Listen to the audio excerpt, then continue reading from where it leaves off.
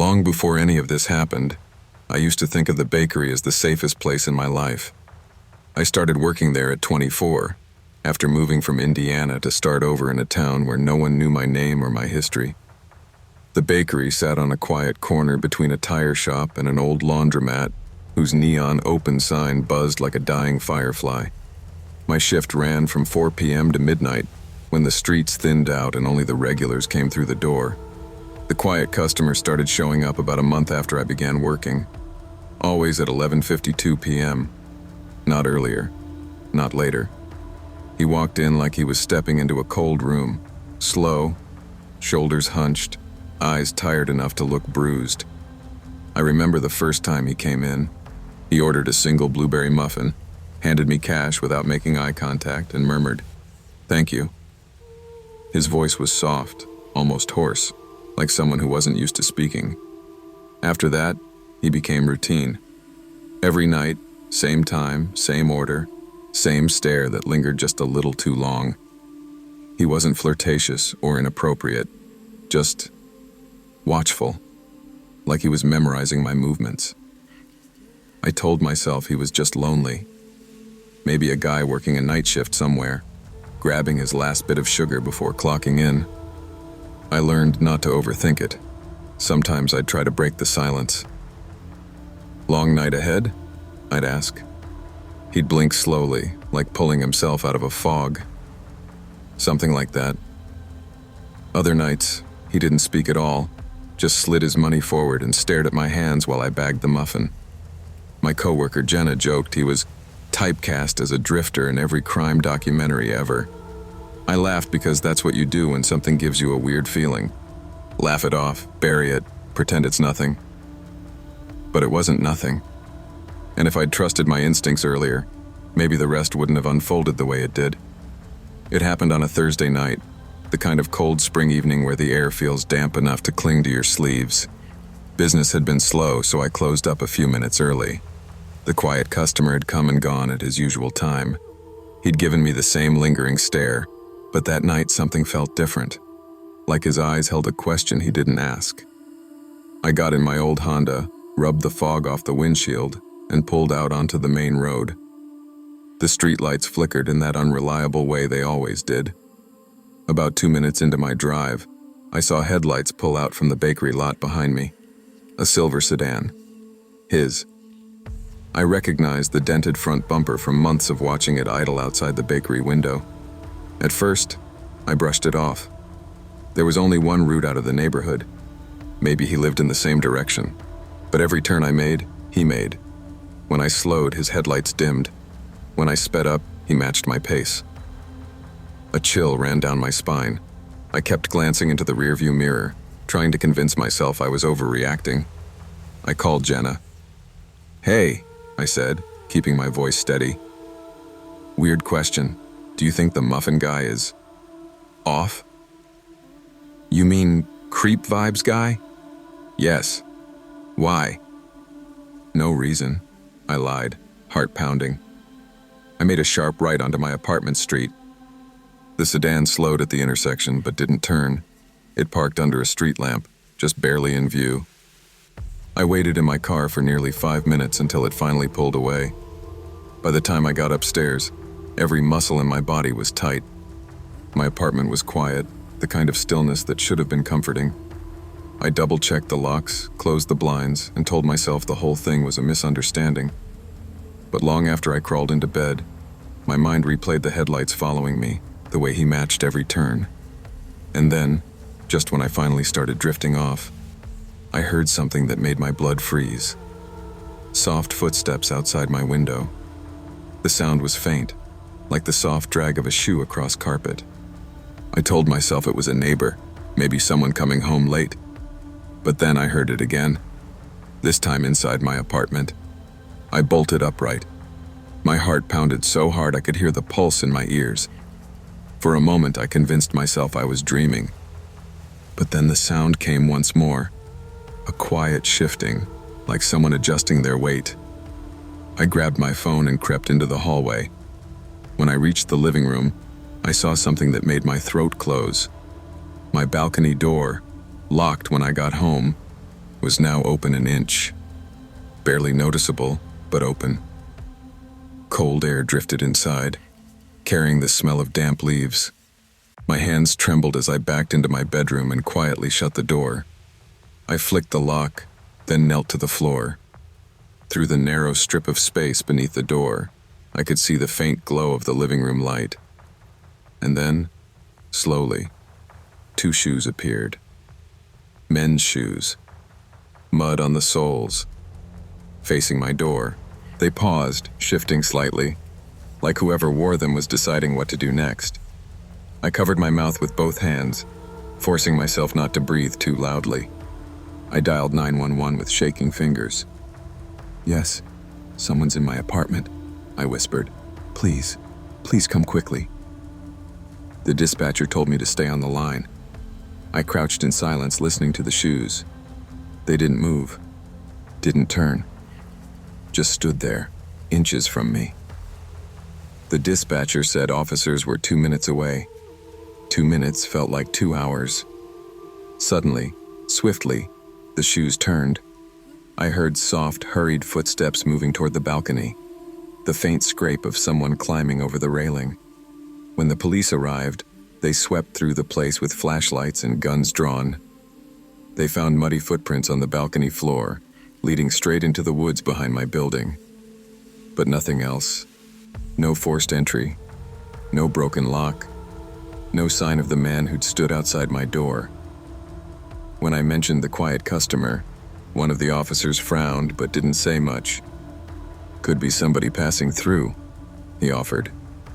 But the look in his eyes told me he didn't believe that. Neither did I. The next morning, the police knocked on my door again. 2 officers. Serious expressions.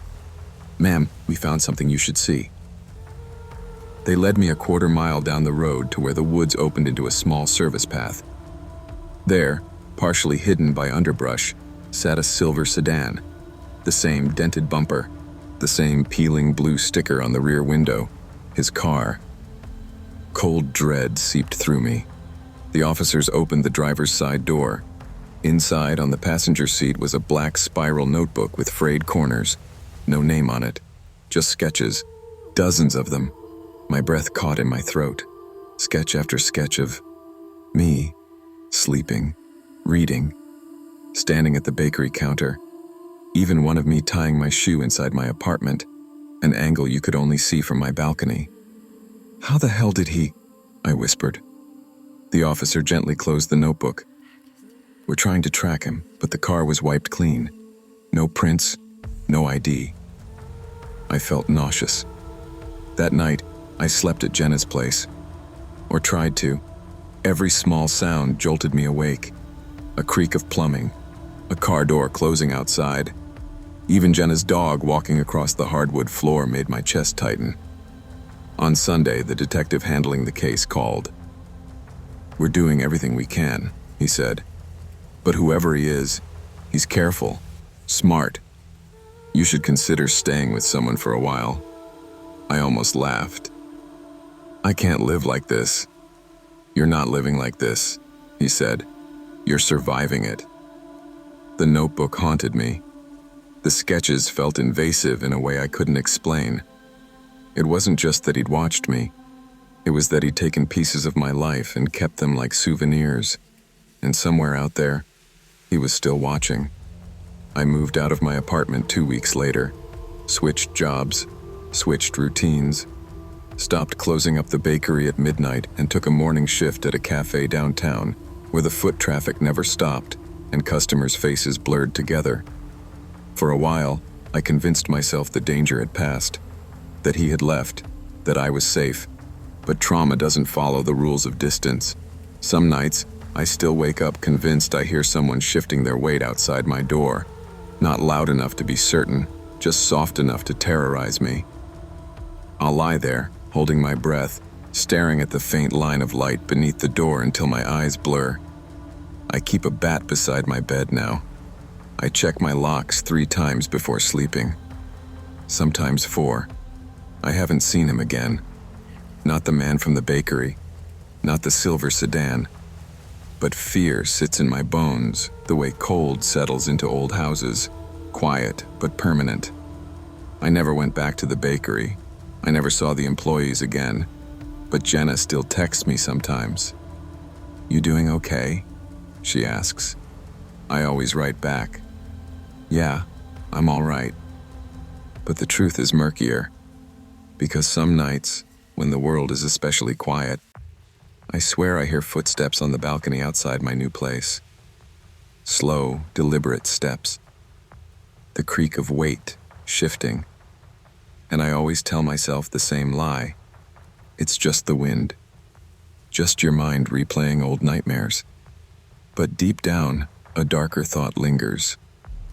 What if he never stopped watching? What if he's just waiting for the right night to step toward my door again? I guess the worst part isn't knowing if he's still out there. It's knowing he once stood close enough to touch me, and I never even heard him breathe. Trust your instincts. The body recognizes danger long before the mind accepts it. Ignoring small warnings can lead to bigger risks, and your safety is worth more than being polite, dismissing your fears, or hoping someone's intentions are harmless.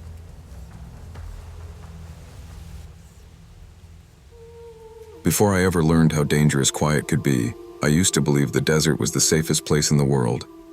I grew up on the California side of the Mojave, in a town so small we didn't even have a stoplight, just a diner, a gas station, and a church that doubled as a community hall.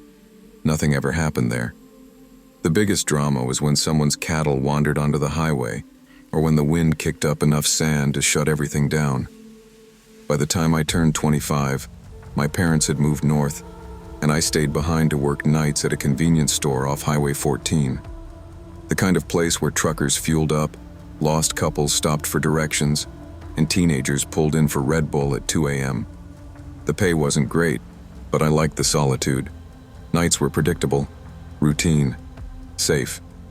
From the store counter, you could see headlights approaching from 10, sometimes 15 miles away.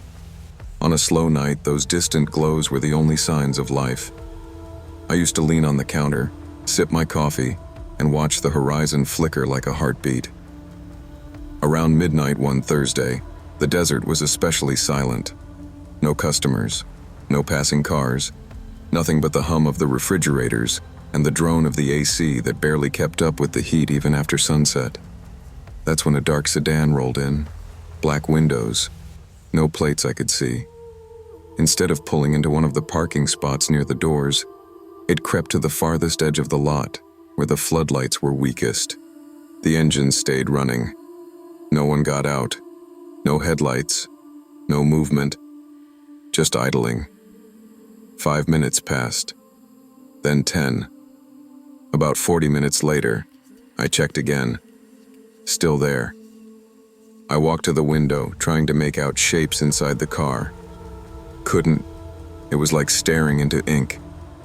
I should have called someone then. Anyone. But instead, I went back behind the counter and told myself desert people do weird things. I didn't know that was only the beginning. Around 1:20 a.m., when the stillness had grown so thick it felt like a weight, a second vehicle appeared, a dusty white SUV I didn't recognize from around town.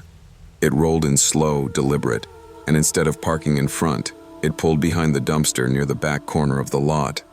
Like the first sedan, it stayed running.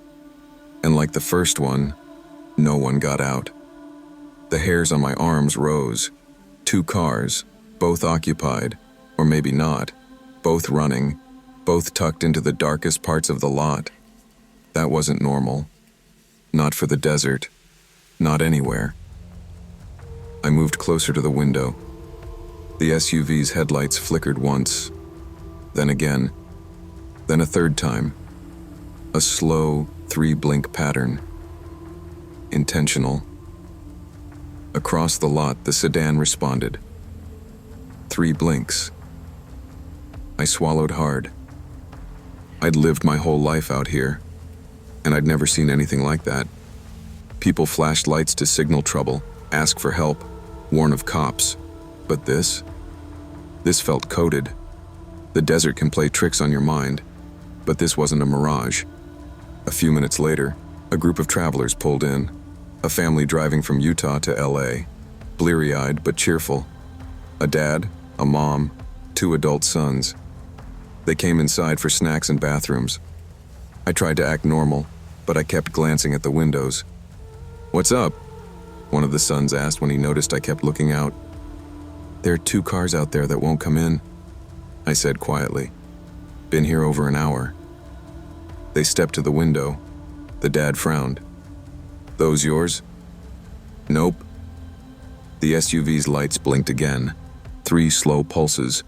Then the sedan shifted positions, rolling 20 feet, stopping, then repeating. "Are they circling you?" the younger son asked. Before I could answer, both vehicles pulled forward in a synchronized creep, stopping at opposite corners of the lot like they were bracketing the store. The older son said, "We're not leaving you alone tonight." I didn't argue. Not for a second. The travelers stayed inside, wandering the aisles even though they weren't really shopping. Every few minutes, one of them would peek out the window. The mom stood near me at the counter, arms crossed, jaw tight. "What do you think they want?" she asked. "I don't know," I admitted. "But they didn't do any of this until you walked toward the door." Across the lot, the sedan's engine revved, a low, rolling growl. The SUV behind the dumpster slowly crept into full view. Their movements were coordinated, deliberate, as if someone were giving orders neither of us could hear. "Maybe they're meeting each other," I offered weakly. The younger son shook his head. "People meeting up don't hide behind dumpsters and blink Morse code." Both cars drifted in slow, overlapping circles around the lot, weaving in and out of each other's paths like a choreographed loop. They stayed just out of full light, hugging the edges of the darkness. One of the sons pulled out his phone. "I'm calling the sheriff." "No service," he muttered after a moment. "You got Wi-Fi?" "Spotty," I said, "but try." He tried. Nothing. The mom's voice was trembling now. "Why are they circling like that?" "I don't know," I said, "but we're locking the doors." I flipped the deadbolt. One of the cars, a white SUV, stopped directly in front of the glass, headlights shining straight into the store. The light was so bright I had to shield my eyes. "Back away," the older son said, stepping in front of me. The SUV idled for a long moment, then backed up. The sedan did the same. Then both pulled into the far right corner of the lot and parked again, engine still running. The older son said, "We're staying until sunrise." And I believed him, because whatever those cars were doing, none of us wanted to see what would happen if I were alone. Sunrise in the desert is usually beautiful. Pink haze, orange glow, long shadows stretching across the sand. But that morning, when the horizon finally lightened, it felt like someone had lifted a weight off my chest. As soon as the sky brightened, both vehicles pulled out. Not fast, not like they were fleeing, more like they had finished their business and were slipping away into the barren miles beyond the storefront. The travelers waited until they were fully out of sight, then insisted on following me outside and checking the lot. Nothing but tire tracks. The sheriff showed up 15 minutes later, a stocky man named Harlan I'd known since childhood. "You said the cars were flashing signals?" he asked, notebook out. "Yes," I said. 3 blinks, back and forth, for hours. The travelers backed me up, each giving the same account. The circling, the synchronized movement, the engines running with no people inside. Harlan's expression darkened. "We've had reports of vehicles matching that description," he said slowly. "Mostly from drifters and truckers. People go missing along this stretch. We believe some groups coordinate pickups, drop-offs, exchanges." My stomach dropped. "Exchanges of what?" I asked. "Sometimes drugs," he said. "Sometimes people." I felt sick. "Why my store?" I whispered. "It's isolated," Harlan said. "Few cameras. You work alone."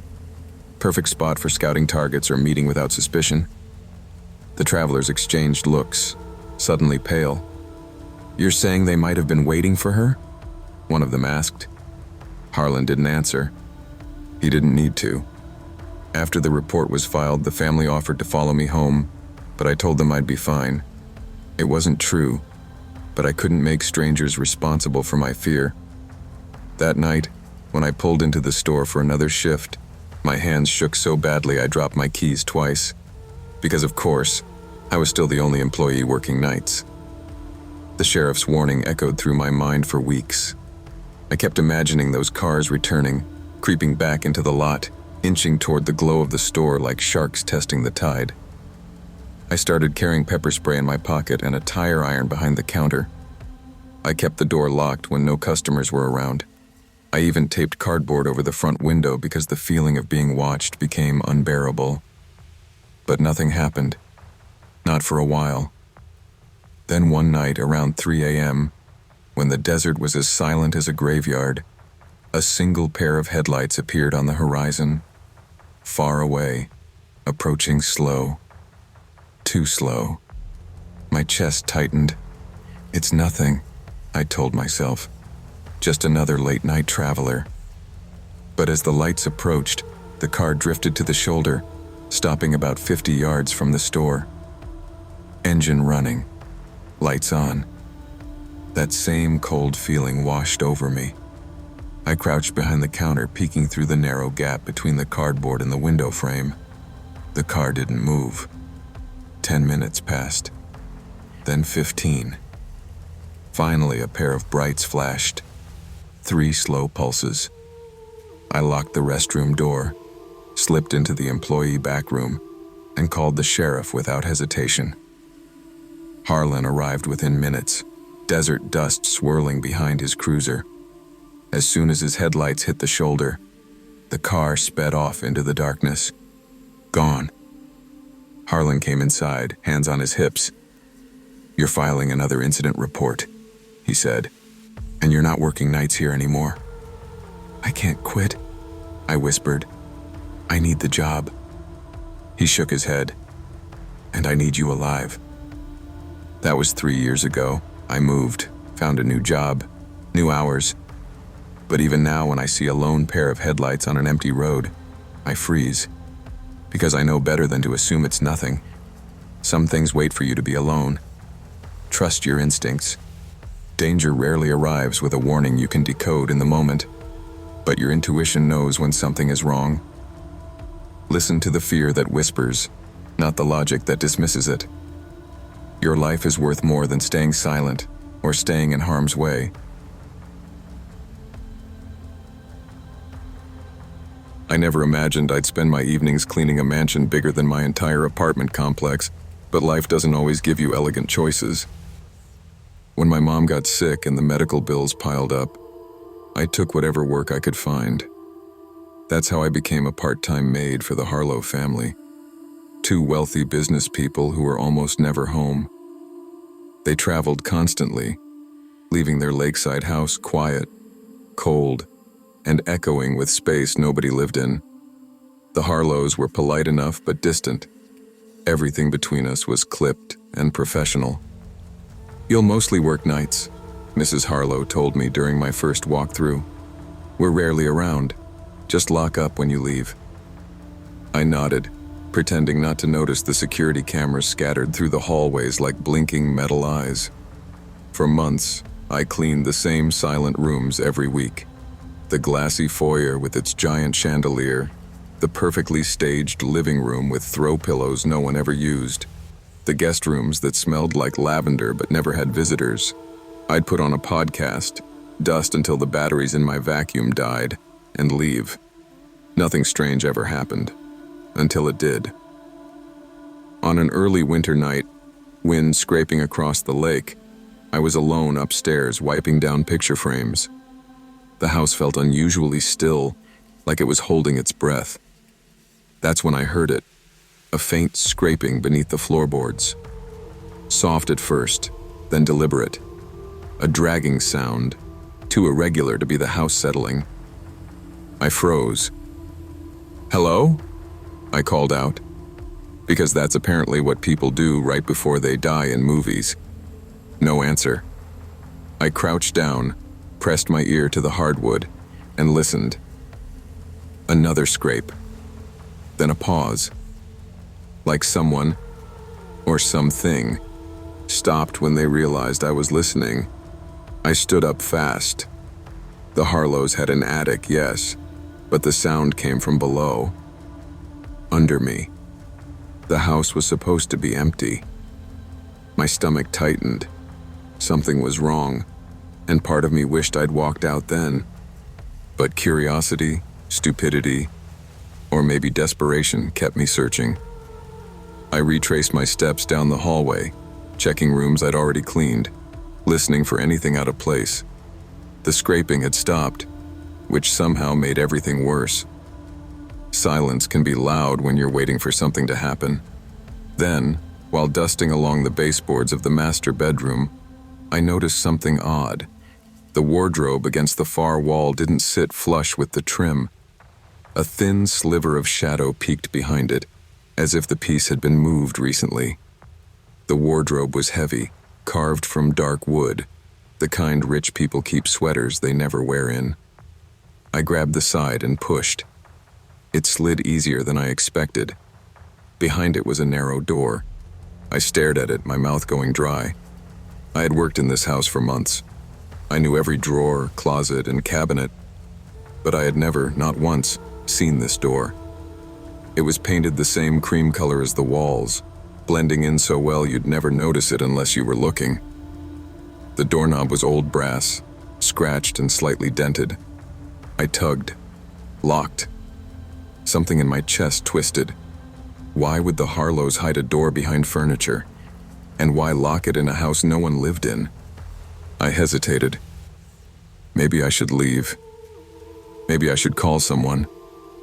But the memory of the scraping sound gnawed at me. What if someone had broken in? What if the house wasn't empty after all? I grabbed the key ring the Harlows left for me and tested them one by one. 3 keys in. Click. The lock gave. The smell that drifted out was stale and warm, like old fabric mixed with dampness. A narrow staircase descended into dimness, lit only by a weak bulb halfway down. "Anyone down there?" I called. No response. Just the faintest echo of something shifting in the dark, too soft to identify, but enough to raise the hairs on my arms. I took one careful step downward, then another. The deeper I went, the more certain I became. I was not alone in that house.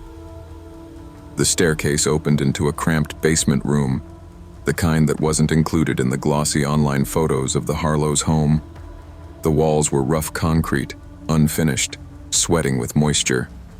A single bulb dangled from the ceiling, flickering every few seconds like it was struggling to stay alive. In the corner sat a stained mattress. Thin, lumpy, the kind you'd find dumped behind a thrift store. Blankets were piled around it, some balled up, some flattened like someone had been lying on them recently. Empty food containers littered the floor, granola bar wrappers, half-eaten sandwiches, a water bottle with cloudy fingerprints. My stomach flipped. Someone had been living here, and not just occasionally. Often. A small crate against the wall held clothes, men's clothes, dirty ones. I backed up, shaking my head. What the hell? None of this made sense. The Harlows were wealthy, secure, careful. How would they not know someone was staying beneath their floorboards? Or, my throat tightened, did they know? A soft scuff echoed behind me. I spun around. Nothing. But then, from the stairwell above, came another sound. Footsteps, fast, heavy, coming down toward me. Adrenaline surged through me. I stumbled backward, nearly tripping over the mattress. "Hey, I'm calling the police!" I yelled, though the tremor in my voice ruined any hope of sounding brave. The steps sped up. Whoever it was, they weren't trying to hide. They were charging. I bolted for the stairs, mind screaming, "Move, move, move," but the footsteps were too close. I wouldn't make it past them. Without thinking, I slammed the basement door shut and threw my weight against it. The knob rattled. Something shoved hard from the other side. I screamed. Then, with every ounce of strength I had, I shoved the wardrobe back across the doorway, wedging it in place. The rattling stopped, but I didn't wait to see if it started again. I ran. I tore down the hallway, grabbed my bag, and sprinted down the stairs so fast I nearly slipped. Every shadow felt alive. Every creak felt like footsteps behind me. "Just get to the car," I kept whispering. "Just get out." My hands shook as I fumbled with the front door lock. When it finally clicked open, I bolted outside and didn't breathe until I was behind the wheel. I locked the doors, started the engine, then sped down the long driveway, gravel spitting under my tires. My phone vibrated in my pocket. Unknown number. I didn't answer. I didn't stop driving until I reached the police station 2 towns over.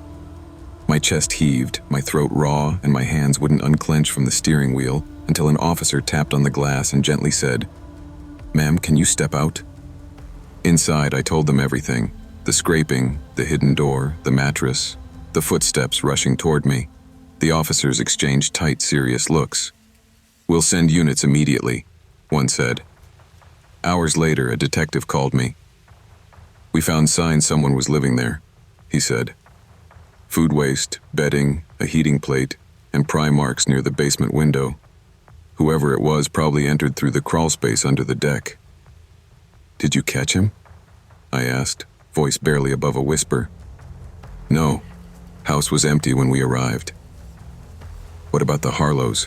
Did they know?" He hesitated. "They claim they didn't, and maybe they didn't. But whoever was living there, they'd been there for weeks, maybe months." I leaned back against the wall, heart pounding. Someone had been inches beneath me all those nights, watching, listening, waiting. The detective continued. "Whoever he is, he's gone. But keep your doors locked, just in case. Just in case." Those words kept me awake for weeks. The Harlows returned 2 days later. They called me once to apologize for the inconvenience, as if someone living under their house was a scheduling conflict. They insisted I continue working for them, said they'd update security, repair the basement, hire a contractor. I hung up before they finished. I never went back. For months, I couldn't sleep without checking my closet twice and my windows 3 times. Every faint noise made my heart slam against my ribs.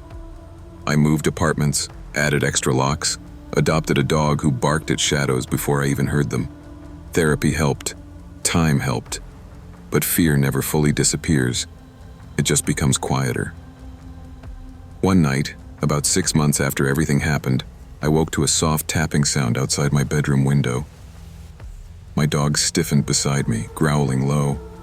I froze. The tapping came again, slow, deliberate. I pulled back the curtain. Nothing. Just branches moving in the wind. My heart wouldn't settle for hours. The police never found the man who lived under the Harlows' house. They said he probably moved on, maybe to another empty property, another hidden space, another place where no one would notice he existed at all.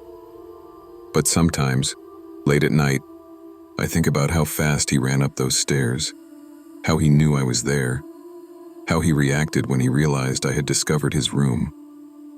And I wonder whether he ever thinks about me, whether he ever meant to come up those stairs before that night, whether he still might. Pay attention to what feels wrong, even when it doesn't make sense. Danger doesn't always shout. It whispers, scratches, and hides behind doors we never noticed. Trust your instincts, and never ignore the small signs that tell you something isn't right. Your safety is worth listening to.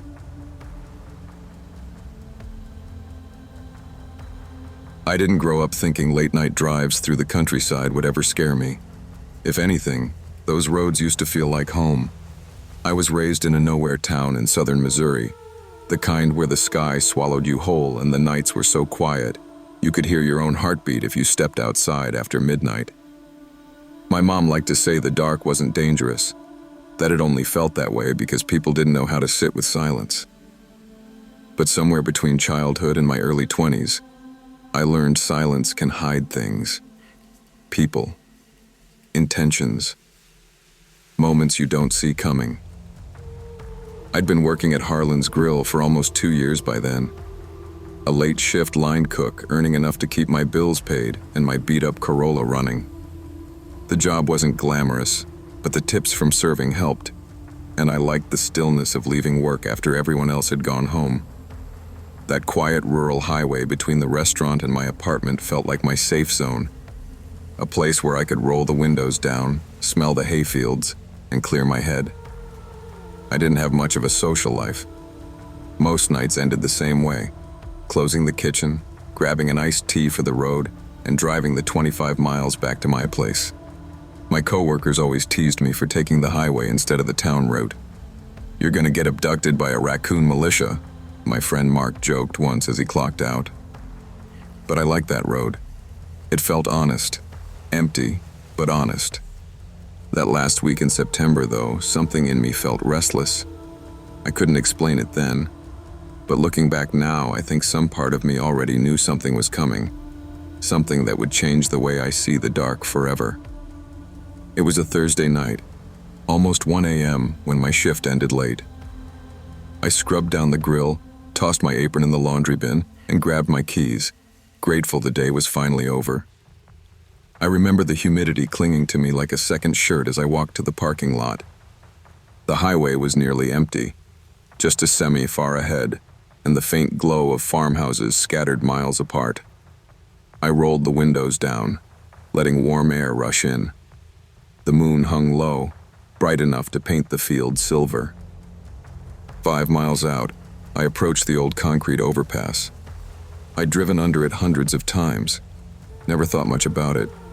Just a relic from the 70s, cracked and graffitied, sitting above a road hardly anyone used. But that night, something was different. I spotted movement on the bridge, a figure, tall, slender, standing on the railing like they were balancing on a beam. Moonlight outlined the shape, making it look almost ghostly. My first thought was simple. Hiker. Maybe someone camping in the woods nearby. Weird, sure, but not threatening. But as my headlights crept closer, the figure crouched, then dropped down behind the support pillars. Not jumped, not climbed. Dropped, like someone who'd been waiting. A cold wave rushed through my chest. "Probably just messing around," I muttered out loud, trying to steady myself. "Kids do dumb stuff." I eased off the gas but kept rolling. I didn't want to stop, not even for a second. The road curved slightly under the overpass, and for a brief moment, everything went pitch dark. Then my headlights swept out the other side, and a man stepped directly into the middle of the road. I slammed the brakes so hard my seatbelt snapped against my chest. My car skidded sideways and stalled in a cloud of dust. He just stood there, smiling. The man approached slowly, like he didn't want to spook me, yet somehow he was the one radiating danger. Sweat stuck my hair to my forehead as I fumbled to lock my doors.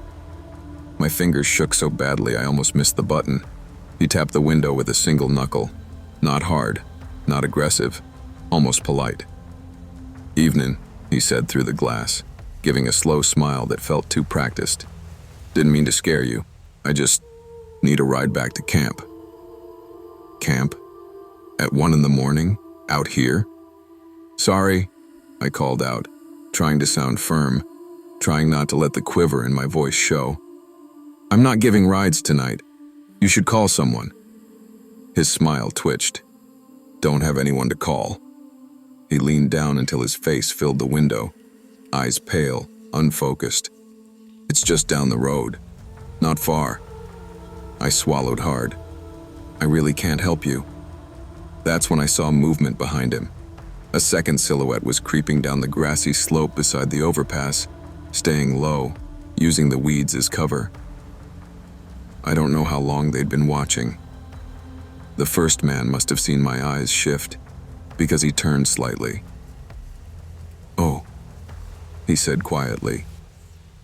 You saw him. My heart dropped into my stomach. The second figure straightened and began walking toward my passenger side, not running, approaching, like they'd rehearsed this. Okay, I whispered to myself. Nope, no way, not today. The first man tried the door handle. Come on now, he said, voice turning sharp. Just open up, it's real easy. I threw the car in reverse so fast the engine screamed.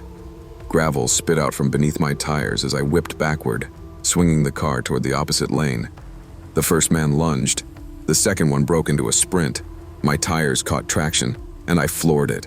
My headlights shook wildly over the pavement as I blasted backward down the highway, heart punching against my ribs. I didn't care that I was in the wrong lane. I just needed distance. The two men chased after me, their silhouettes flailing in the dust cloud.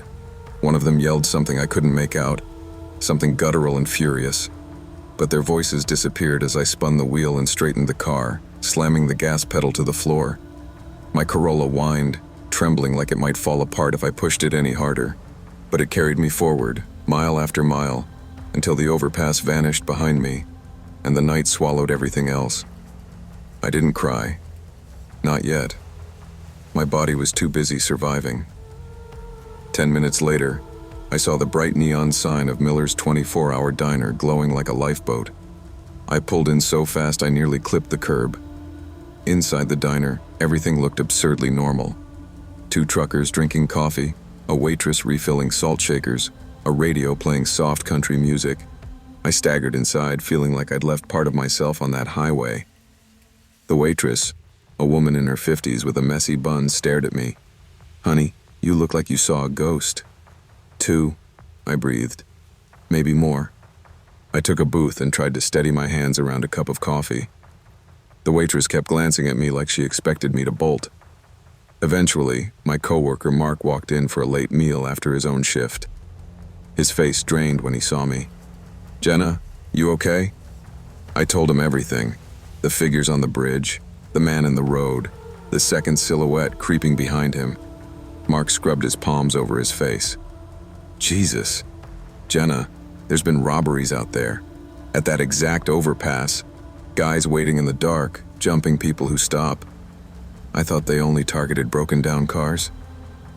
He didn't finish. He didn't have to. I called the county sheriff that night, filing a report even though I knew nothing would come of it.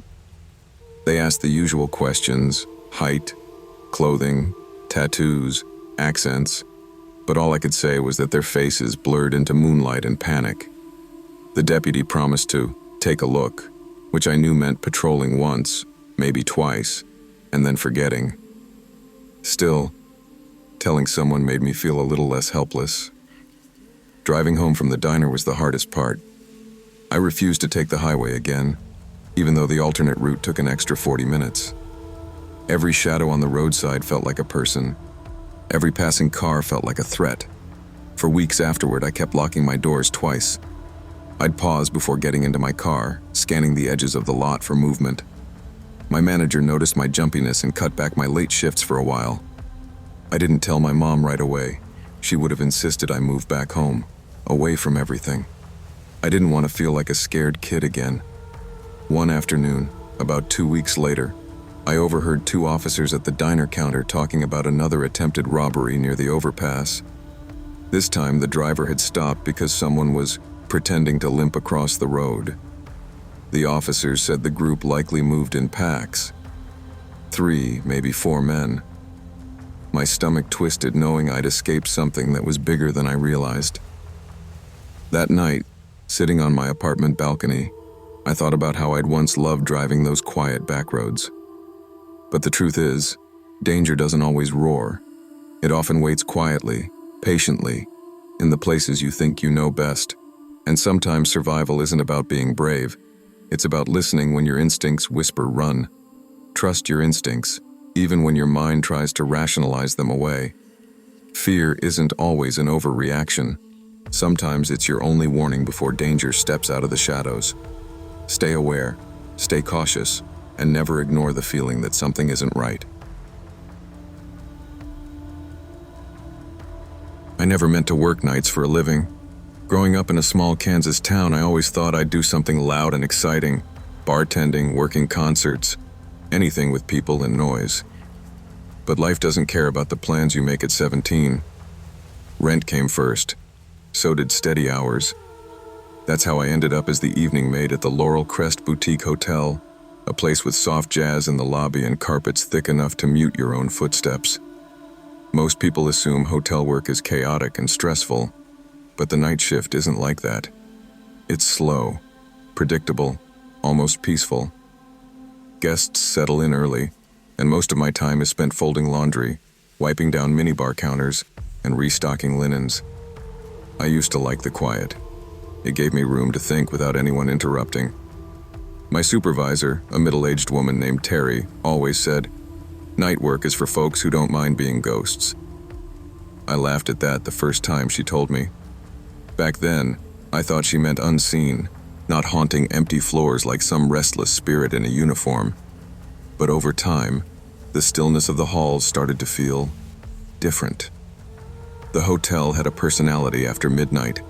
Air vents sighing, old pipes groaning, the elevator dinging at odd hours even when no one was inside. None of it scared me, though. Routine makes anything normal, at least until that one Thursday night in October. I'd come in tired, behind on sleep, and ready for a quiet shift. The hotel was fully booked for a local conference, but everyone had checked in hours earlier. I figured I'd be done early, home by 2, maybe in bed by 3. I had no idea the calm I depended on was about to break in the most unsettling way possible. It was close to midnight when I made it up to the 3rd floor. The air smelled faintly of lavender, housekeeping's choice of air freshener, and the hallway lights buzzed softly overhead. I'd been emptying room trash bags, moving from door to door, humming to myself to fill the silence. That's when I saw him. A tall silhouette standing at the far end of the hallway, right where the carpet turned left toward the storage closet and the old vending machine nobody used anymore. At first, I thought it was a guest. Sometimes people wandered at weird hours, looking for ice or sneaking out for late snacks, but something felt off. He wasn't moving, just standing there like a statue. And I didn't recognize the broad shape of his shoulders or the jacket he wore. "Sir?" I called, trying to sound professional. "Do you need help finding your room?" The figure didn't respond. I took a few steps forward, gripping the trash cart handle. The wheels squeaked against the carpet, breaking the hallway's unnatural stillness. When I got within 20 feet, the silhouette shifted and turned the corner without a single footstep. I paused. Something about the silence raised the hair on my arms. Human movement always makes sound, fabric brushing, shoes scuffing, but he disappeared like smoke. "Sir?" I tried again, a little quieter this time. That's when I heard it. Soft whispers, coming from the dark corridor around the corner. Not frantic or loud, just low enough that I couldn't tell what was being said, or if it was even directed at me. A chill crept up my spine. I should have walked away. I should have gone straight to the lobby. But curiosity is a powerful kind of foolishness, and I followed the sound. I wish I hadn't.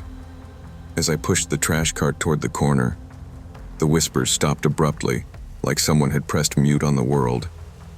The hallway ahead was darker than the others.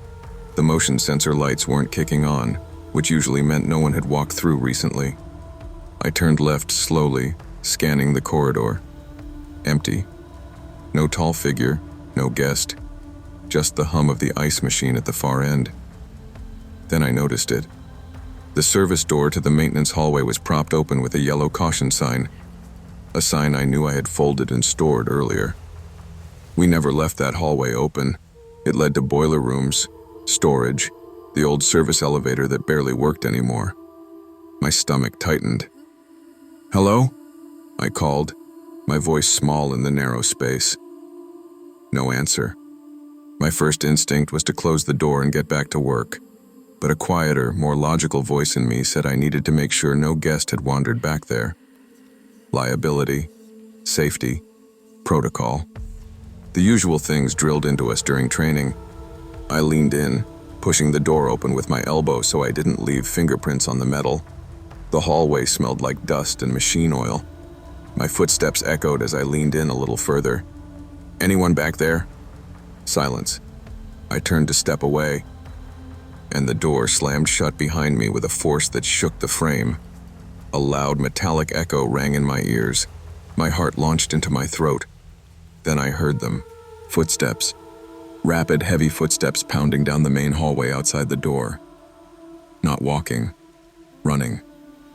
Someone had slammed the door. And now someone else was running. I grabbed the handle and yanked it open, stumbling back into the main corridor just in time to hear the footsteps disappear around the far corner toward the stairwell. I didn't wait to find out if they were coming back. I abandoned the trash cart right where it stood and ran, full speed, down the third-floor hallway, my shoes slapping against the carpet. Every instinct screamed that someone was behind me. I didn't look. I didn't want to see if the silhouette was rounding the corner again. The elevator felt too slow, too exposed, so I bolted for the stairs instead. My breath came out in sharp, ragged bursts as I flew down the steps, gripping the railing so hard my fingers ached. When I burst into the lobby, the night security guard, Paul, jumped up from his desk. "Whoa, Claire, what happened?" I struggled to speak, my voice tangled between fear and adrenaline. There's someone on the third floor.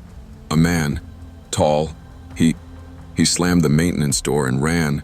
"Slow down," Paul said, holding up his hands. "Did you see if he was a guest?" "I told you, I don't recognize him." Paul grabbed his walkie-talkie.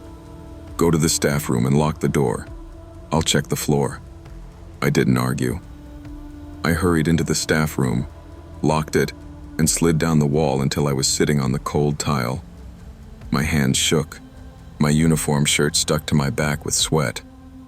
Time stretched, slow and cruel, until the radio crackled faintly through the thin door. 20 minutes later, Paul returned and knocked. "It's me," he said. I opened the door just enough to see his face, pale and tense. "We need to check the cameras," he muttered. "Now!"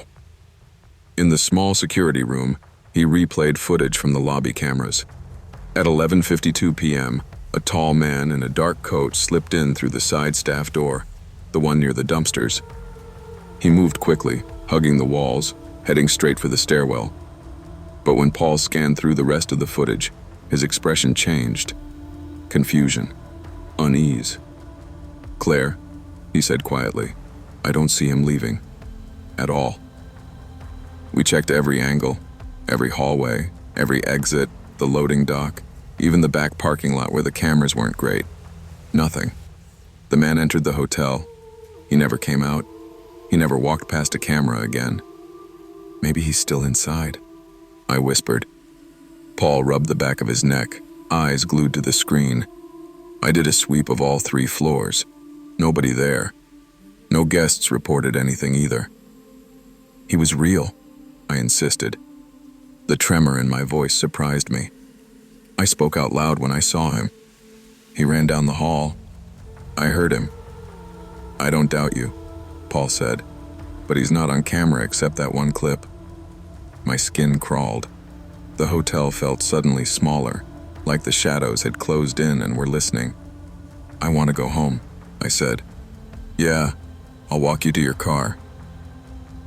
The parking lot air felt cold on my overheated skin. I didn't relax until I was inside my car with the doors locked, headlights pointed at the exit. Paul gave me a stiff nod and headed back inside, checking over his shoulder twice. Driving home, my mind replayed everything. The silhouette, the whispers, the slamming door, the running footsteps, the missing footage. Someone had been in that hotel. Someone who didn't want to be seen. Someone who knew exactly when to move so the cameras missed him. For weeks after, I triple-checked every hallway before stepping inside. The hotel didn't feel peaceful anymore. It felt watched. Eventually, I switched to day shifts. I couldn't handle the quiet darkness of the third floor again. But some nights, when the building settles and creaks, I remember the tall figure standing perfectly still at the end of the hall. And I wonder where he went after the cameras stopped seeing him. Because people don't just disappear, not without help from shadows. I've spent most of my adult life behind a steering wheel. Some people work in offices, some in classrooms. I work in motion. I'm a long-distance courier, hauling packages and specialty items across the Southwest where the roads stretch straighter and longer than most folks' patience. I like the solitude. I like the sunrises that creep up slow behind the mountains. I like the feeling that I'm part of some endless American spine connecting towns that wouldn't otherwise see each other. But nights on the road, those are different. They have their own language, one of distant engines, empty lots, and the eerie calm of places meant for crowds but occupied by only you. If you've ever driven through the desert past midnight, you know what I mean. There's a weight to the darkness, a silence that sits too close. That night, I'd been driving for almost 12 hours straight. The heat had been brutal all day, and even after sunset, it felt like the air still held the memory of it. My eyes were burning, and my legs felt like stone. I needed sleep, just a couple hours, before pushing through the last 100 miles. I pulled off at a lonely rest stop I'd been to once before. Middle of nowhere, 2 cracked picnic tables, some vending machines that barely worked, and a row of parking spaces lined by a chain-link fence. At that hour, it was empty except for a dusty minivan parked under a flickering lamp, far off to the right. No movement around it, no lights inside. I parked away from the building, locked the van, and climbed into the back to sleep. Just a quick nap, I told myself. I'd be gone before anyone even realized another vehicle had been there. I didn't know the desert wasn't done with me yet, not by a long shot. I don't know how long I'd been asleep when it happened. Could have been 20 minutes, could have been 2 hours. What woke me was subtle, a delicate jiggling at the door handle. Not aggressive, not loud, just testing. At first, I wasn't sure if it was part of a dream. My mind was foggy, thick with exhaustion. But when I held my breath, the sound came again, metal rattling gently, like someone using only their fingertips. Every hair on my arms rose. I stayed still, afraid even my breathing might give me away. My van has blackout curtains, cheap ones I'd installed myself, and I moved just enough to peek through the edge. Someone was standing right outside. A tall man, lean, shoulders stiff, wearing a dark jacket despite the desert heat. His face was turned slightly away, but I could see him running his palm along the side of my van. Then, tap, tap, tap. His knuckles rapped against the window like he was listening for a response. I froze. My heart pounded so hard I thought it might shake the whole vehicle. "Hey," he whispered softly.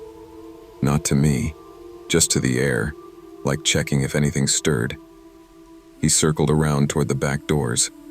I shifted silently to the opposite side, careful not to disturb the mattress.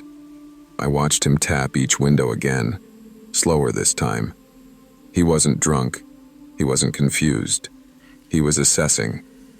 That realization hit cold and heavy. He paused, glanced back toward the dusty minivan under the lamp, and walked toward it. I felt relief for half a second, until the side door slid open, and voici. 3 more people stepped out. 2 men, 1 woman. None of them spoke. They just scanned the parking lot like they were choosing something. That's when I knew I couldn't stay there 1 minute longer. My first instinct was to start the engine and peel out of there, but that would have been suicide. The sound alone would have lit me up like a flare in the desert. Instead, I slid silently into the driver's seat, careful not to bump the horn, and kept all lights off. The tall man was leaning against the minivan now, arms crossed, staring in my general direction as if waiting for a reason to walk back over. The others spread out, checking the bathrooms, peering into empty cars, even looking under the vending machine awning. People don't do that unless they're hunting. My palms were damp as I released the parking brake.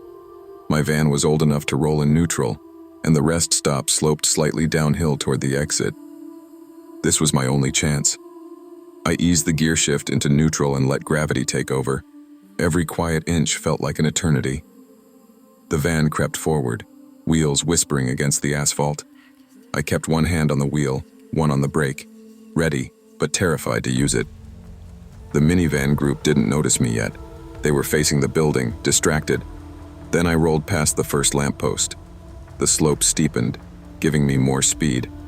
I kept the headlights off, praying no reflector caught the moonlight wrong. When I reached the bottom of the hill and was far enough from the rest stop to blend into the darkness, I turned the key. The engine coughed, too loud, but the desert swallowed the sound. I flicked on the headlights only when I hit the open road, flooring the gas pedal with shaking legs. No one followed. At least not right away. For the first few miles, I kept checking the side and rear view mirrors every few seconds. My nerves were raw, my pulse refusing to settle. The road stretched ahead of me like a tunnel of blackness broken only by my headlights. Nothing behind me, nothing ahead. Just the hum of my engine and the memory of that door handle shifting under someone else's fingers. I tried to rationalize what I'd seen. Maybe they were stranded. Maybe they were confused or lost. But nothing about them, nothing fit that. I'd seen too many things on the road to pretend otherwise. About 15 miles out, just as I began convincing myself I'd imagined the danger, my mirror caught a pair of headlights cresting the distant hill. I stiffened. "Don't be them," I muttered. "Please don't be them." But as the vehicle closed the distance, I recognized the shape. A minivan. Same outline, same flickering right headlight. My grip tightened on the wheel. I kept my speed steady, not wanting to provoke anything. The van stayed far back, matching my pace. Not passing, not falling behind, just following. I considered calling the police, but cell service in that stretch was spotty on the best of days. My phone showed one bar. I didn't dare risk a dropped call while describing the situation, so I kept driving. Another 10 miles, then 15. The minivan's headlights wavered as it rounded a bend, and suddenly vanished. I slowed slightly, scanning the dark. It hadn't turned onto any visible road. It hadn't pulled off. It had simply disappeared back into the night, as if deciding I wasn't worth the trouble anymore. But I didn't relax. Not until I saw the faint glow of a small-town police station rise over the next hill. I pulled in fast, nearly skidding gravel, and parked right under the floodlight. That's when I finally saw my own face in the reflection of the station's glass door, pale, sweat-soaked, and shaken to the bone. Inside, the night officer, a tired-looking man with a salt and pepper mustache, listened patiently as I explained what had happened. I expected skepticism, maybe even a suggestion that exhaustion had gotten the better of me, but instead he sighed deeply and nodded. "Son," he said, "you're not the first one to come in here with a story from that rest stop." My stomach tightened. "What do you mean?" He leaned back in his chair, folding his arms. "There have been reports, vehicles being scoped out, folks hearing footsteps outside their windows, groups wandering around after dark. We've sent patrols, but by the time they get there, whoever's doing it is gone." "So what do you think they want?" I asked, though I already knew the answer. "People who are alone," he said simply. "People who won't be missed right away." The words hit harder than I expected. A shiver went through me despite the warm air inside the building. He offered me coffee and suggested I rest a bit before driving on, but there was no chance of me sleeping again that night. I waited until another officer arrived from morning shift before heading out. The sun was rising by then, painting the desert gold and softening the edges of the world.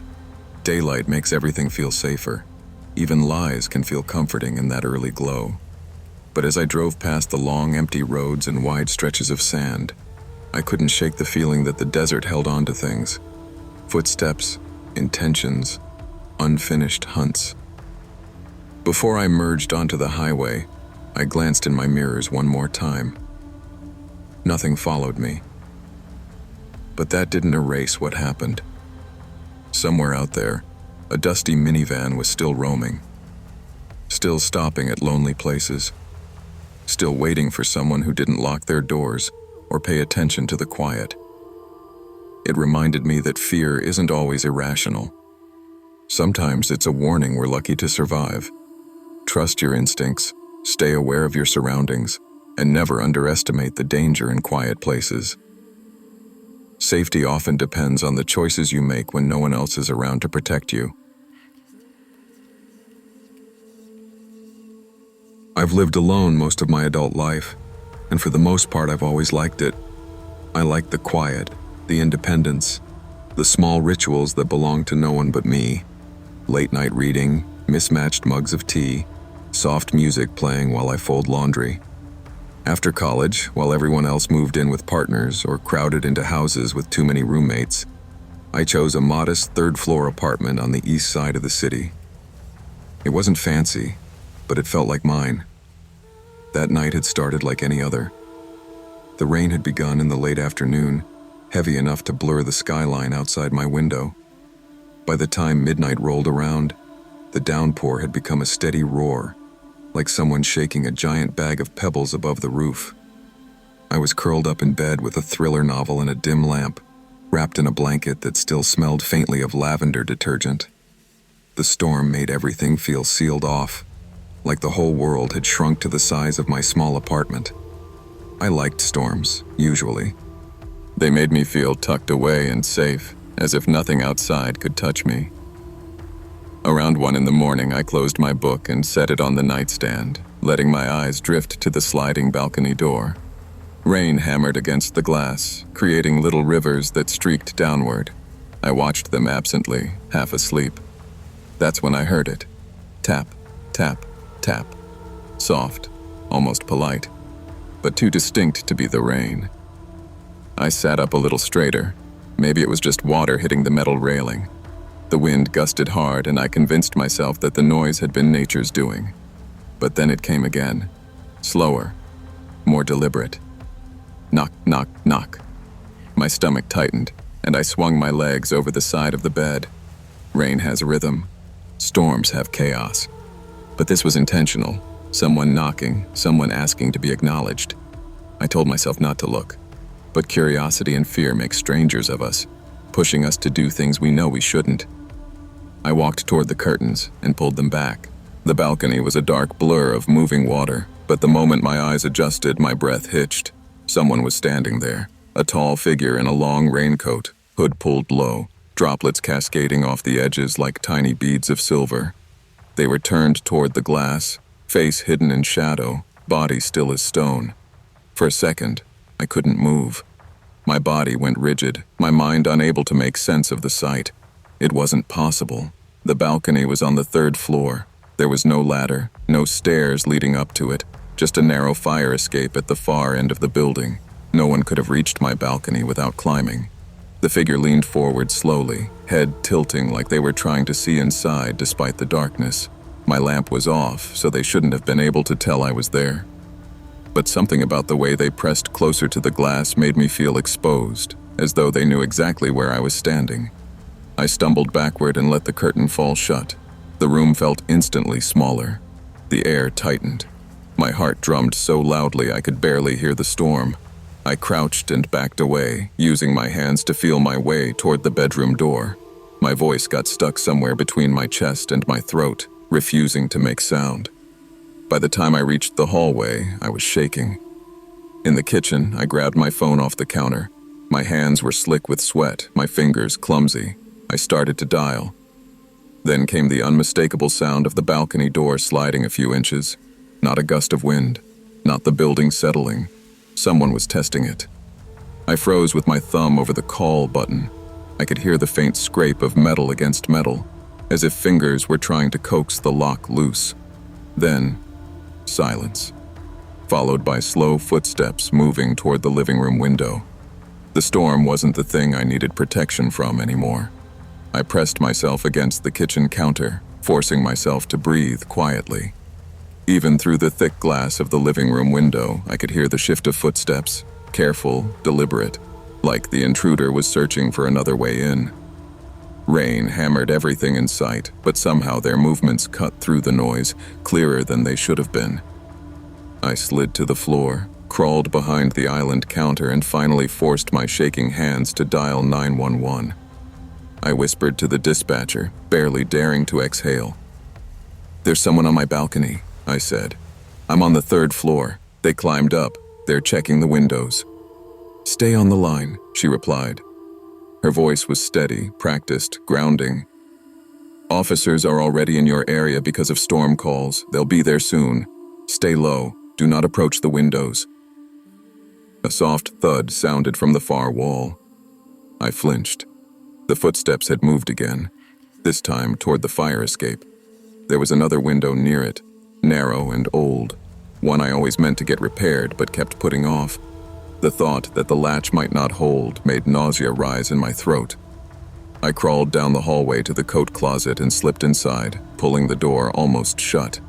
The dispatcher kept talking to me, asking questions, reassuring me that help was minutes away. Then I heard scraping, metal against metal. Someone was climbing the ladder just outside the fire escape window, boots slipping slightly against the rain-soaked rungs. I held the phone tight against my cheek, afraid the shaking of my body might make noise. "Please hurry," I whispered. I listened to each footstep as if it belonged to a nightmare I couldn't wake from. The rain pounded. The scraping grew louder. Then, nothing. No more footsteps, no more taps, no more scraping, just silence. A silence worse than any sound. I didn't move again until I heard the wail of sirens cutting through the storm. The officers had to buzz up through the main entrance, and I practically ran to let them in. There were 2 of them, a tall man with rain dripping off his jacket and a younger woman who kept her hand near her radio as she scanned the hallway. I was trembling so badly that one of them steadied me by the shoulder. "Where was the intruder last seen?" the woman asked. "The balcony, and then the fire escape." They moved quickly, checking my windows first. When they reached the balcony door, the man crouched down and pointed. "Fresh mud," he said. "You don't usually get this much splatter unless someone's been climbing." I swallowed hard, feeling bile rise. They slid the door open, carefully, guns holstered but hands ready. The wind blew rain inside, cold and sharp. The balcony floor was a mess of puddles, but on the railing were 2 muddy footprints, clear, distinct, too big to be mine. "He came up from the alley," the woman officer murmured. "That's a long climb, even with the drainage pipes." Another officer arrived to search the alley below. Meanwhile, the first 2 checked the fire escape. The window near it was damp along the edges, as though someone had run their fingers along the frame. "Looks like he tried this one too," the man said. "Didn't get the latch open." My breath caught. "What do you think he wanted?" The woman hesitated before answering. "We can't know, but he wasn't sheltering from the storm, I can tell you that." She closed the balcony door firmly and double-checked the lock. "Pack a bag for the night. We're going to recommend you stay somewhere else until we finish the report and notify your building manager." I didn't argue. I didn't even think to. All I knew was that I no longer felt safe in the 4 walls that used to feel like home. I stayed with a friend that night, jumping at every noise, replaying the sound of those deliberate knocks on my balcony door. The storm eventually passed, leaving the city washed and quiet, but I felt like something inside me had been permanently rewired. 2 days later, my landlord called. "The police told me about what happened," he said. "We checked the alley cameras. The footage is too blurry from the rain, but we saw someone climbing up the side of the building. He was using the drain pipe and the ledges." My blood ran cold. "Did you see him leave?" A pause. "No, that's the strange part. We didn't catch him going down the same way. He must have dropped to the dumpster and climbed over the fence." I knew then that I couldn't stay. Every time I looked at the balcony door, I saw that hooded figure leaning toward the glass. Every time I heard rain, I remembered the tapping that didn't belong to the storm. I moved out 2 weeks later, packed everything I owned in boxes and hauled them down 3 flights of stairs, refusing to ever step onto that balcony again. My new apartment is smaller, but it feels safer. Higher up, with better locks, surrounded by people I can hear through the walls. Some might call that noisy. I call it comforting. But even now, whenever thunder rolls or rain streaks across the windows, I find myself checking the glass twice, sometimes 3 times. Because storms used to make me feel protected, now they remind me how silence can be broken by the wrong kind of knock, and how home can change in a single night.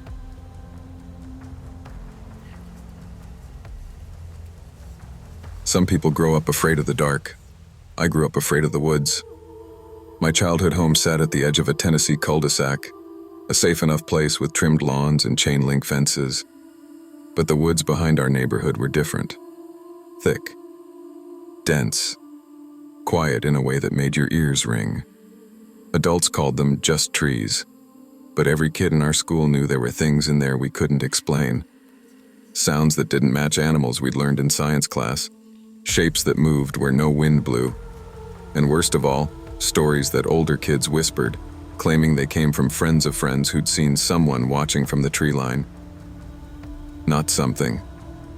Someone. I wasn't supposed to be scared. I was 11 and trying hard to seem brave because that was the age when kids decided who was cool and who was basically doomed. So I pretended the woods didn't bother me, even though every time the sun dipped behind them, my stomach tightened. Around that time, my best friend was Lila Watkins, who lived further out in the county, farther than any streetlights reached. Her house sat at the end of a long gravel driveway beside an overgrown stretch of forest that made mine look like a decorative shrub. You couldn't see the next house from her porch, or the road, or anything past the shadowy slope where the trees thickened into a wall. Her mom, Gretchen, was a nurse who worked night shifts often, which meant the house felt even emptier than the land around it. Lila made up for it by being loud, funny, and obsessed with makeup magazines she bought with babysitting money. We'd been close since 3rd grade, when she traded me half her peanut butter sandwich after mine fell in the dirt. By 6th grade, we knew each other's family drama, favorite snacks, and secret fears, but neither of us ever talked about the woods. Maybe because admitting fear made it real. Maybe because neither of us wanted to look childish. That winter, Tennessee had one of its weird warm spells.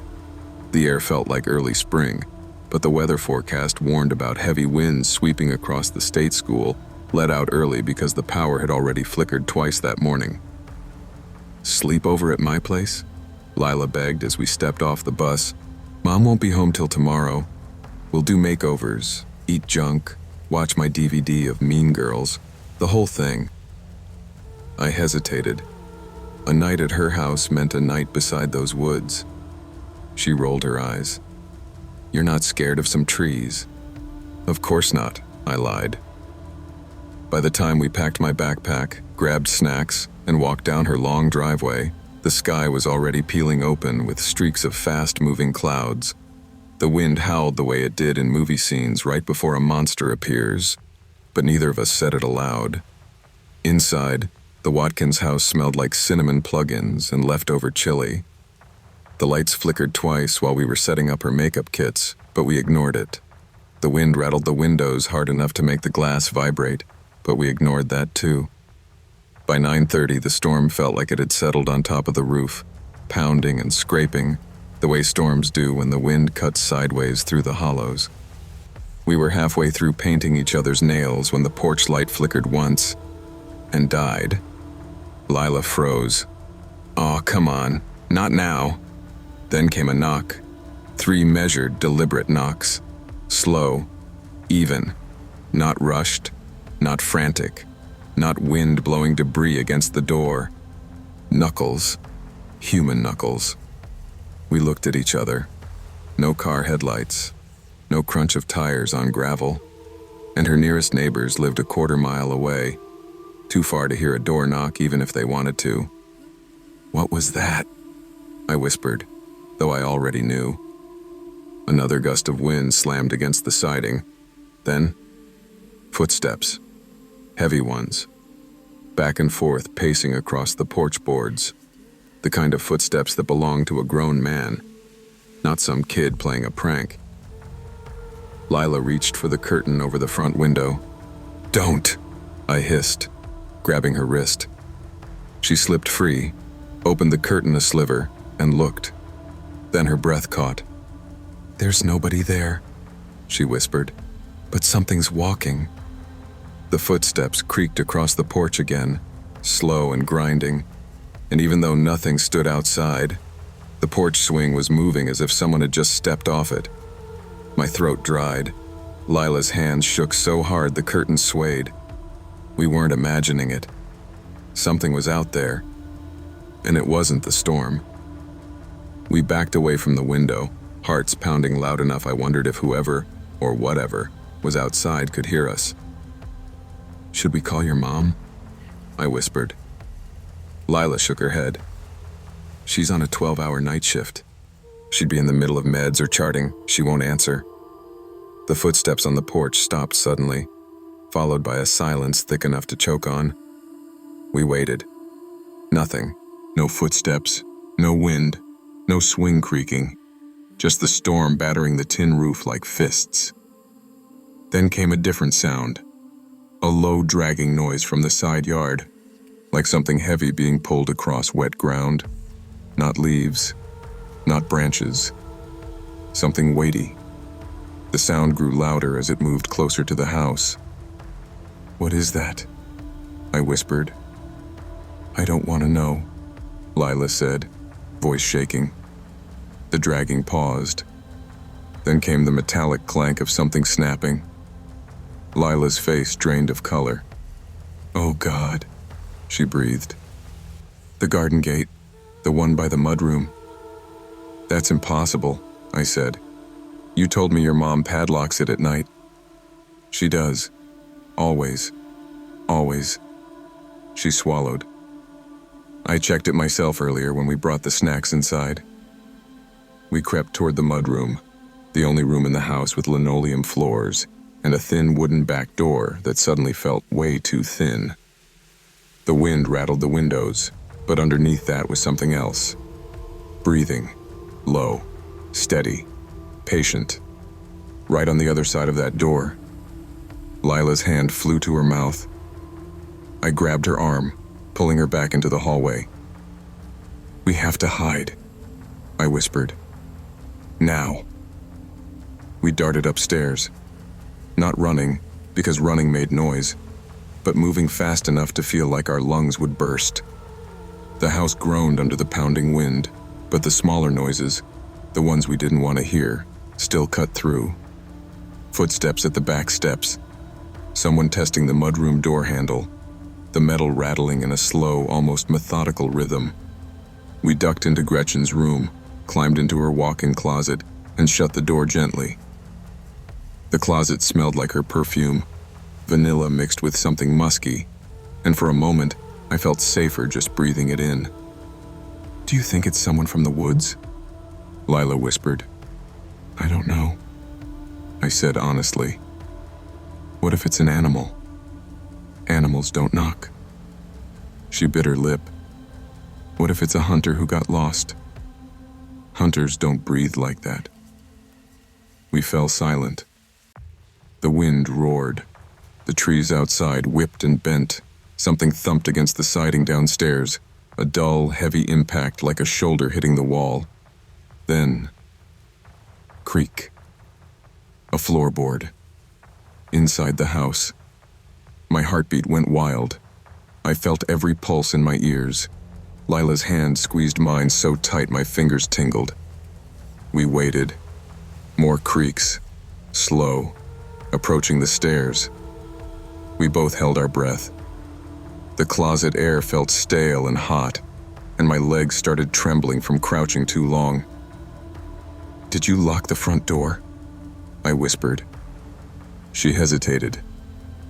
I think so." "Lila." "I don't know. I was getting nail polish. I didn't—" Another footstep closer. I held her hand tighter. We didn't speak after that. We didn't dare. Minutes stretched like hours. Wind slammed against the house again, covering whatever quieter sounds might have followed. At some point, I couldn't tell whether the things I heard were real or the storm playing tricks. Eventually, exhaustion tugged at my eyelids, but fear jolted me awake every time I drifted. By the time morning crawled through the window cracks, pale and watery, neither of us had slept more than 10 minutes straight. When we finally forced ourselves out of the closet, sunlight revealed something worse than the night. The gate stood open. The padlock lay inches away, snapped clean open, and through the muddy yard were two long, deep, parallel grooves, leading straight from the woods to the back steps. You'd think daylight would make everything feel better. It didn't. Daylight just made everything clearer. We stood on the back steps staring at the grooves carved through the yard. The mud was still damp from the night's storm, glistening in lines that didn't match anything normal. They weren't tire tracks, they weren't footprints, they weren't drag marks from equipment. They were too deep, too clean, too straight. Two parallel trenches slicing from the tree line all the way to the house. "This is not normal," Lila whispered.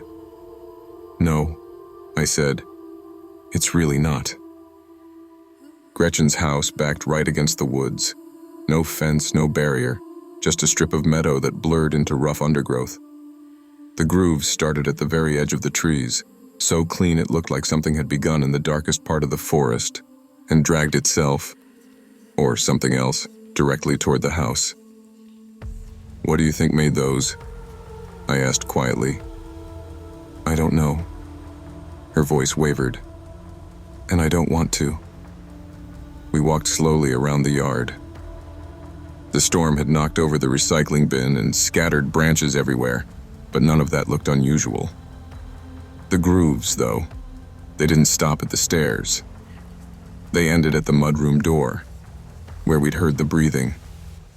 I felt a cold twist in my stomach. Something was right here. "Stop," Lila whispered. "Please stop." We moved into the mudroom next. The door frame showed splintering around the lock. Not enough to break through, but enough to look deliberate, intentional, like someone had tested it. The kitchen smelled stale, metallic, as if leftover fear had seeped into the air. The wind chimes outside the window tinkled faintly. I almost jumped. We checked the front door next. Locked. But the porch swing hung crooked, twisted so far to the right that it couldn't have moved that way naturally from the wind. "Do we tell your mom?" I asked. "No," she said instantly. "She'll think we made it up." "But something happened." "I know that," she snapped, then softened. I know her. She works late. She's tired. She'll say it was animals, or wind, or maybe that we scared ourselves." "What about the cops? What would we tell them? We heard breathing and saw some lines in the yard? They'd laugh." She wasn't wrong. Adults never believed kids when it came to things like this. They'd rather pretend the world was rational than accept something strange on the edge of their control. So we spent the morning in tense silence, cleaning up the nail polish disaster from the night before and avoiding the windows. Every sound made us jump. The refrigerator hum, the furnace clicking, the ice maker shifting. Around noon, we walked the wood's edge again, squinting into the shadows between the pines. A sheet of cold air drifted out from the trees, prickling my skin. Something had come out of those woods last night. Something heavy enough to carve the ground. Something tall enough to knock on the door. Something patient enough to breathe through the mudroom frame while two sixth-grade girls hid upstairs. "Let's go back inside," Lila whispered. We didn't go near the back door for the rest of the day. We didn't speak of the sleepover at school, not to classmates, not to teachers, definitely not to our parents, but we carried the fear with us. At recess, every snap of a branch made me jump. Lila, normally bold and unflappable, started avoiding windows after sunset. She insisted we study at my house instead of hers. Her driveway, once a normal country driveway, now looked like a tunnel leading into darkness. A week passed. The grooves in the yard faded under new rain, but the unease didn't fade with them. 2 weeks later, Lila mentioned something new. "My mom said she heard something last night," she whispered as we walked to the bus. "What do you mean?" "She said she thought she heard knocking on the side of the house, not the front door, like someone tapped the siding." My stomach flipped. Did she check? She opened the door and saw nothing. Wind rattled the bus sign above us. I flinched. "Has she ever locked the garden gate during the week?"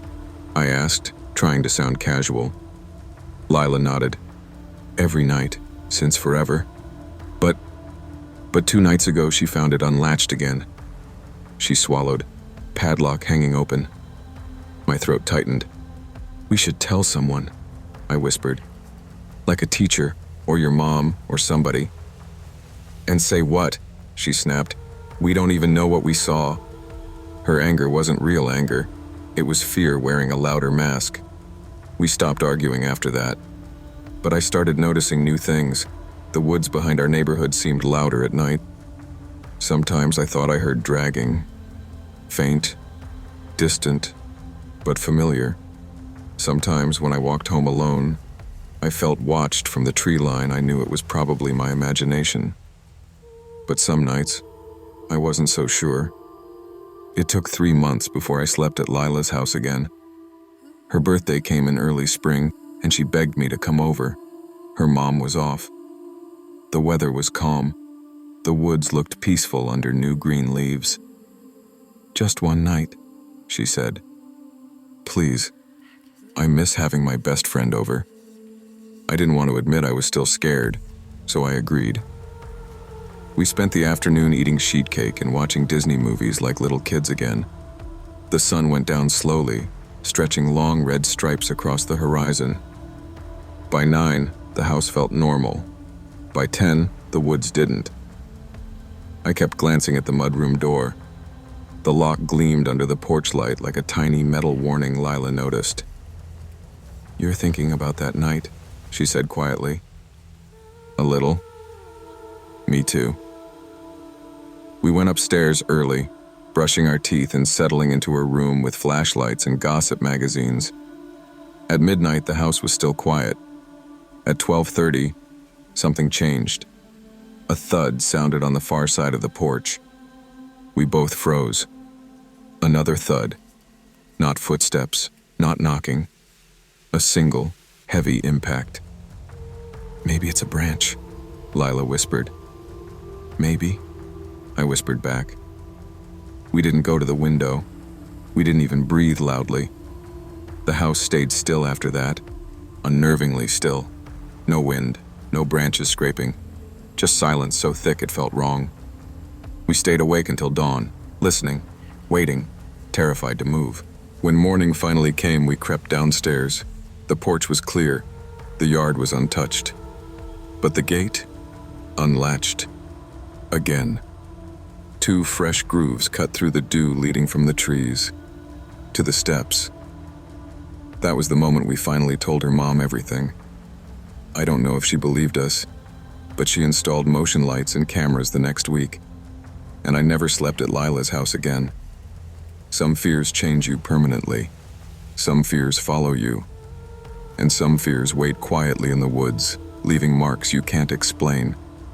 Just because adults don't see danger doesn't mean it isn't real. Trust your instincts. Fear isn't weakness, it's awareness. And sometimes the things we can't explain deserve more caution than the things we can. I used to brag about how peaceful my neighborhood was. A sleepy suburban street, maple trees everywhere, dogs barking at perfectly normal hours, the occasional teenage skateboarder who thought he was invincible. For someone like me, someone who worked nights as a remote transcription editor, it was perfect. My home office sat at the front of the house, overlooking the street. I'd crack the window on crisp evenings, let the breeze drift in, and type away while the world outside grew quiet. But the year everything happened, autumn came earlier than usual. The nights felt colder, the wind heavier, and the quiet stretched a little too long. I didn't notice the shift until that particular Tuesday evening. Around 10:30 p.m., I stepped away from my desk to stretch and rolled my chair toward the window. That's when I saw him.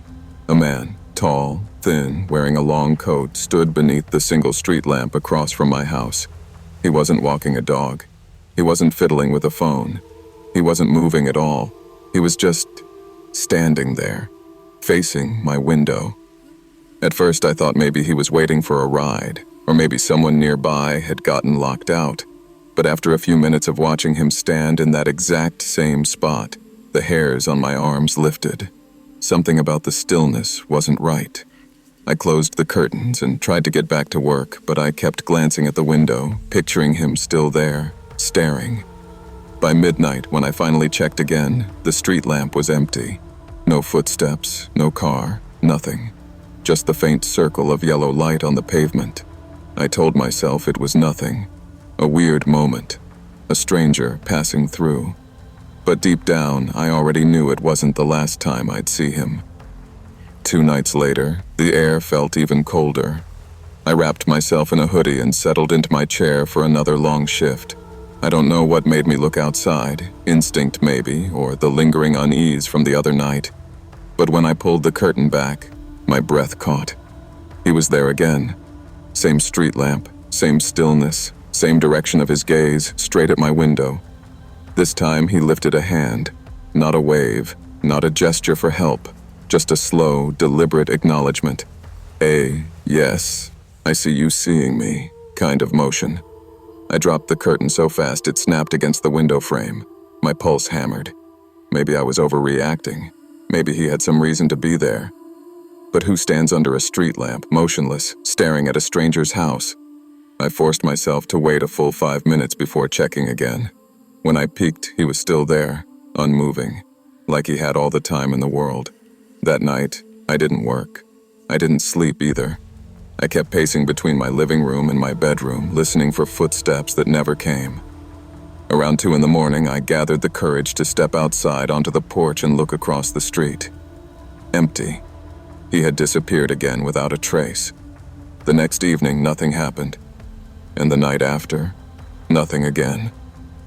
I started to think maybe it had been a fluke. Maybe he'd moved on. But fear leaves footprints inside you, and mine were already set deep. I slept with the curtains closed and the lights dim. Every time a car passed, every time a branch tapped the siding, my shoulders tensed. I didn't know that the worst part hadn't even begun yet. It was a Thursday night, creeping close to midnight, when I heard the sound that still makes my skin crawl. Slow footsteps on my porch steps. Not the rushed thud of a delivery driver. Not the bold stomp of a neighbor. Slow, deliberate, testing each wooden step like they were savoring the sound. I froze behind my office door, listening. The steps reached the top of the porch, and then stopped. I held my breath and tiptoed to the door, pressing my eye to the peephole. No one was there. No movement. No sound. Just the porch light flickering in the wind. But taped to the door, angled just so I couldn't miss it, was a Polaroid photograph. My stomach dropped. The picture showed my silhouette, sitting at my desk, working at my computer. The image was taken from outside, from the angle of the street lamp. My hands shook so badly the photo almost slipped. He had been watching me long before I ever noticed him. I called the police immediately. 2 officers arrived, their cruisers lighting up the entire street. They took the photo, walked around the property, shined flashlights into bushes and down the street. Probably a prank, one of them said, though his tone was far from confident. We'll put extra patrols near your house for the next few nights, the other added. They left after half an hour. I didn't go back to work.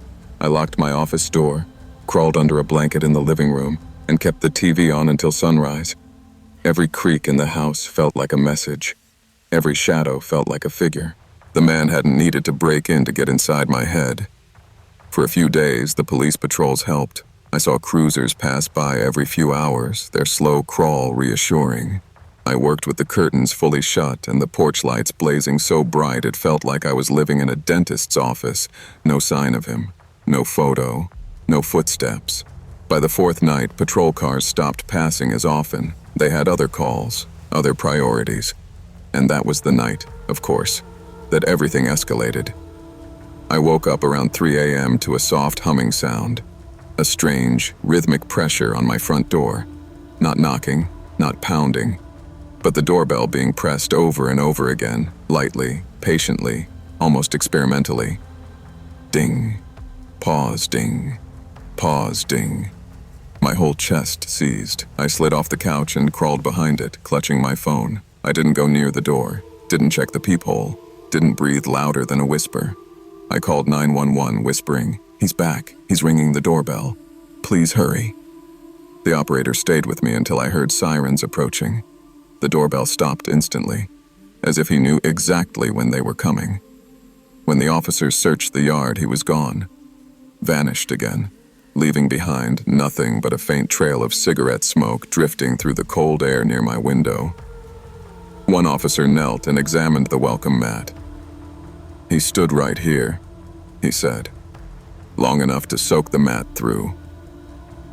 I didn't even realize I was crying until one of them handed me a bottle of water and told me to sit down. They looked around for nearly an hour, but didn't find a single footprint on the sidewalk.